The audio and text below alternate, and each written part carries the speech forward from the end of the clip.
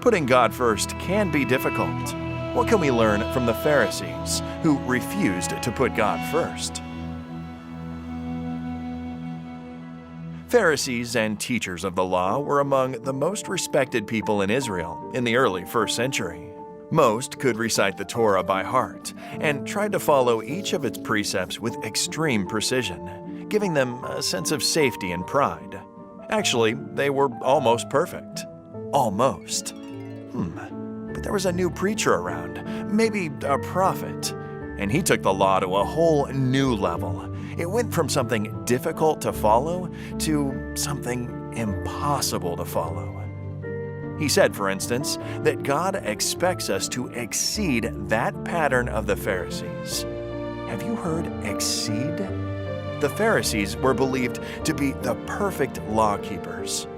But the preacher taught that we become like God when, in addition to doing what is right, which is external obedience, we also love to do what is right, which is internal obedience.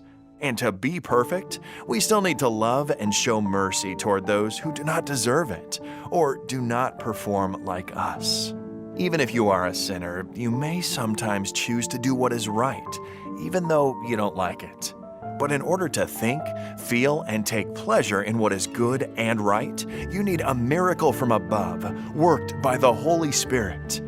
And this was exactly what that preacher came to offer. On one occasion, he addressed the Pharisees directly. "Woe to you, scribes and Pharisees, hypocrites! For you pay tithe of mint and anise and cumin, and have neglected the weightier matters of the law, justice and mercy and faith. These you ought to have done, without leaving the others undone." The Pharisees would go to the extreme of counting how many new leaves of mint grew in their garden, and would take the 10th leaf to the temple. Now, Jesus was clear: continue counting the leaves of mint, but seek justice, mercy, and faith. So, it isn't surprising that the Pharisees were the main force behind killing Jesus. But at the same time, many marginalized people learned through Jesus that believing that you are not good enough is the very condition to be accepted by God, and then to be transformed by His power. Jesus taught that putting God first means that we should still count our mint leaves, but more than that is necessary for salvation.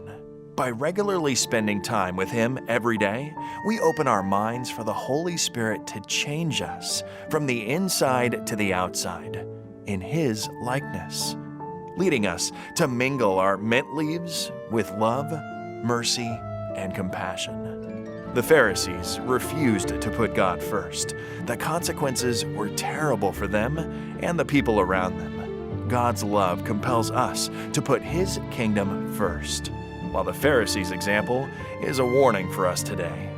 As we return our tithe and promise, we are challenged to put God first.